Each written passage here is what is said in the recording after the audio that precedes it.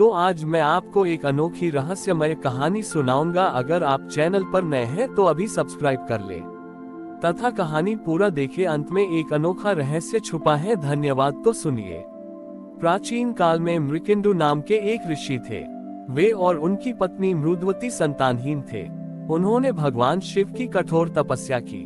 उनकी भक्ति से प्रसन्न होकर भोलेनाथ प्रकट हुए और बोले, ऋषिराज, मैं तुम्हारी तपस्या से प्रसन्न हूँ। बताओ, तुम्हें कैसी संतान चाहिए? एक गुणहीन दीर्घायु पुत्र या एक अत्यंत बुद्धिमान और गुणवान पुत्र जिसकी आयु केवल 16 वर्ष होगी? उद्धरण चिन्ह। ऋषि मृकिंडु ने गुणवान पुत्र को चुना। समय आने पर उन्हें एक पुत्र रत्न की प्राप्ति हुई, जिसका नाम मार्कंडेय रखा गया। मार्कंडेय बचपन से ही शिव भक्ति में लीन रहते थे। जैसे जैसे वे 16 वर्ष के होने के करीब आए, उनके माता पिता की चिंता बढ़ने लगी। जब मार्कंडेय को अपनी अल्पायु का पता चला तो वे घबराए नहीं। उन्होंने समुद्र तट पर जाकर एक मिट्टी का शिवलिंग बनाया और महामृत्युंजय मंत्र का जाप करते हुए शिव की आराधना में खो गए। जब उनकी आयु के 16 वर्ष पूरे हुए तो साक्षात यमराज, मृत्यु के देवता, उन्हें लेने आए। शिव और यमराज का आमना सामना। यमराज ने जब बालक के प्राण हरने के लिए अपना पाश फेंका तो नन्हे मार्कंडेय डरकर शिवलिंग से लिप गए। यमराज का पाश गलती से शिवलिंग पर जा गिरा। ग्रेटर देन मृत्यु का साहस कैसे हुआ कि वह मेरे भक्त को छुए जो मेरी शरण में है? उद्धरण चिन्ह। Greater than. उसी क्षण शिवलिंग फट गया और उसमें से अत्यंत क्रोधित अवस्था में महाकाल प्रकट हुए। शिव जी ने यमराज को रोक दिया और मार्कंडेय की रक्षा की। भगवान शिव ने कहा कि जो उनकी शरण में आ गया उसकी नियति अब काल नहीं बल्कि स्वयं शिव लिखेंगे। भगवान शिव की कृपा से मार्कंडेय को अमरत्व का वरदान मिला। वे 16 वर्ष की आयु में ही सदैव के लिए स्थिर हो गए। यमराज ने भी नतमस्तक होकर शिव की सत्ता को स्वीकार किया। यही वह समय था जब संसार को महामृत्युंजय मंत्र की शक्ति का साक्षात प्रमाण मिला। वरदान प्राप्त करने के बाद मार्कंडेय ऋषि ने हजारों वर्षों तक तपस्या की। एक समय ऐसा आया जब सृष्टि चक्र के अनुसार महाप्रलय का समय निकट था। चारों ओर जल ही जल भर गया। सूर्य, चंद्रमा और तारे सब ओझल हो गए। पूरी पृथ्वी जलमग्न हो चुकी थी। मार्कंडेय ऋषि अकेले उस अनंत जल राशि में तैर रहे थे।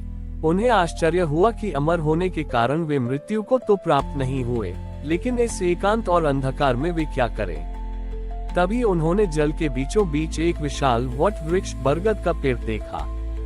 उसकी एक पत्ती पर एक अत्यंत सुंदर बालक लेटा हुआ था जो अपने पैर का अंगूठा चूस रहा था।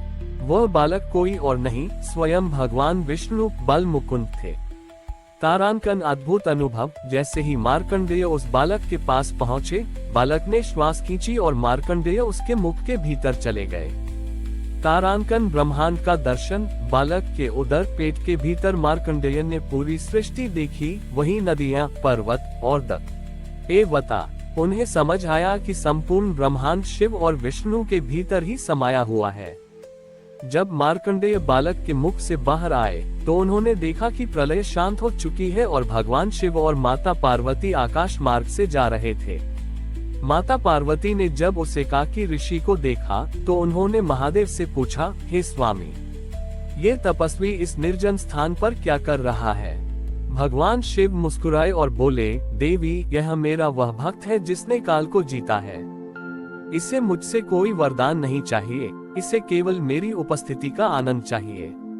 महादेव के आदेश पर मार्कंडेय ऋषि ने अपने अनुभवों और दिव्य ज्ञान को संकलित किया, जिसे आज हम मार्कंडेय छोटे पुराण के नाम से जानते हैं। इसी पुराण के भीतर दुर्गा सप्तशती देवी महात्म्य का वर्णन मिलता है, जो आज भी शक्ति की उपासना का सबसे बड़ा ग्रंथ है।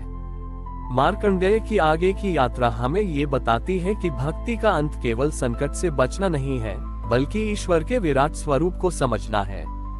शिव ने उन्हें केवल मृत्यु से नहीं बचाया, बल्कि उन्हें वह दृष्टि दी जिससे वे प्रलय में भी शांति का अनुभव कर सके।